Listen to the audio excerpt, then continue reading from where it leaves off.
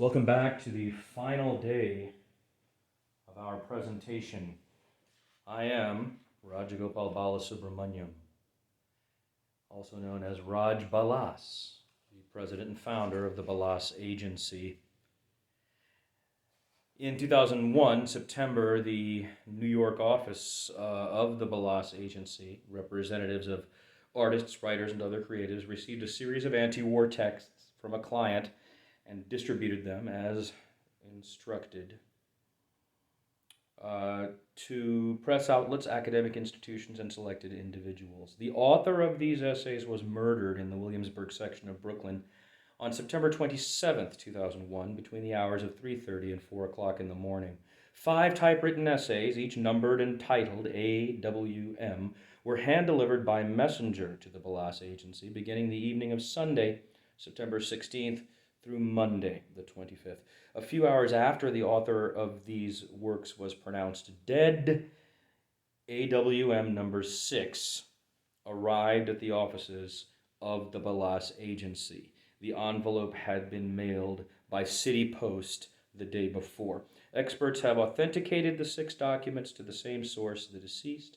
NYPD investigations into the killing remain open. No suspects have been taken into custody.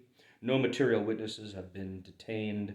The Balas Agency offices in New York were closed on April 15th of 2002 after recording massive losses in the final financial quarter of 2001.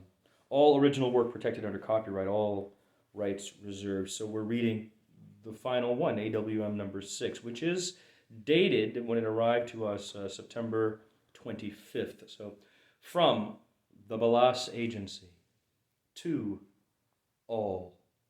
Subject A.W.M. number 6. Date Tuesday, September 25th, 2001.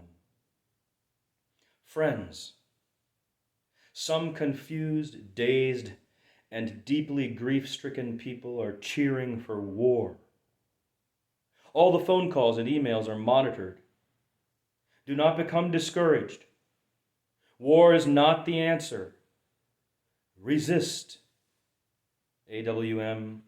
number 6. The anti-war movement still has seen no evidence regards who hijacked the planes on 11 September 2001. And though the passengers, crew, and alleged suspects are dead and no black box evidence has been revealed, more than 500 people have been detained as material witnesses to the events of that day.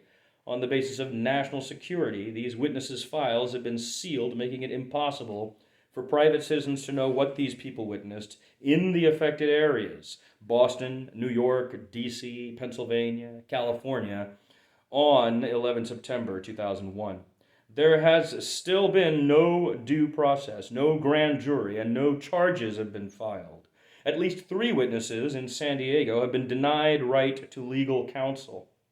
The anti-war movement demands that the United States Supreme Court and the United Nations intervene in the U.S. war effort immediately, on the grounds that U.S. military action in this case has been justified by the U.S. Congress only if it relates to the events of 11 September 2001. Sealed documents must be delivered to the courts, and all intelligence gathering surrounding the criminal investigation must be subject to strict judicial review before any further military action is taken by the United States against any nation or people.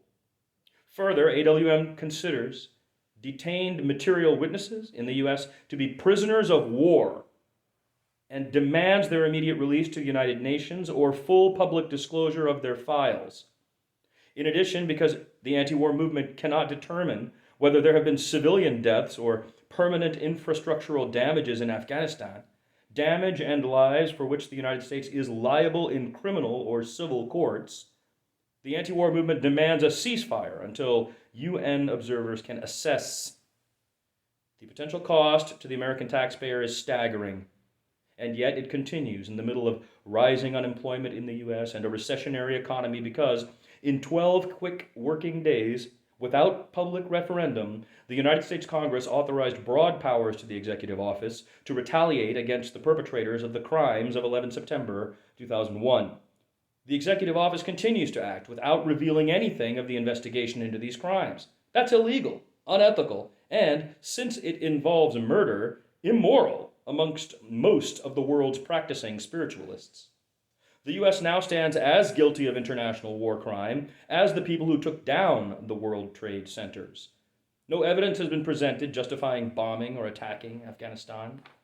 The world is in a state of high alert, and in New York and Washington, D.C., public transportation has been totally disrupted.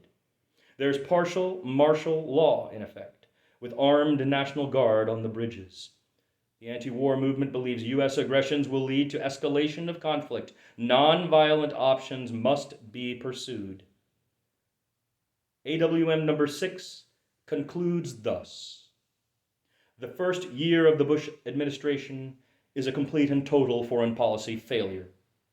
Damage to relationships with China, West and South Asia, Africa, and the Americas. Bush administration's inability to negotiate diplomatically with people of other cultures is a powerful liability that has much of the world scared.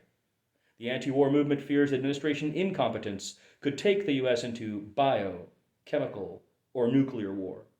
The anti-war movement notes that the George W. Bush administration is an international disgrace that in less than 10 months has repeatedly invited worldwide conflict by baiting its personal enemies. The anti-war movement condemns Bush for using the world's soldiers to pick fights rather than pursue creative, nonviolent solutions. Finally, the anti-war movement accuses the Bush administration of domestic policy collapse and a massive failure of administration intelligence, leading to significant damage and loss of life, suggesting the strong possibility of an administrative cover-up of investigation into the events of 11 September 2001 to advance the Bush agenda toward war in West Asia. Representing literary interests since 1972, securing the orientation of image since 1993, the Balas Agency. And this is number 11 of the 17 that were made. So only 17 of those exist, never been read aloud. This is the first and only time that will happen on these days, 20 years later. Yes, that's correct. The date was the 25th. The morning of the 27th, he was discovered dead. We received it on the afternoon, yes, correct, of the 27th.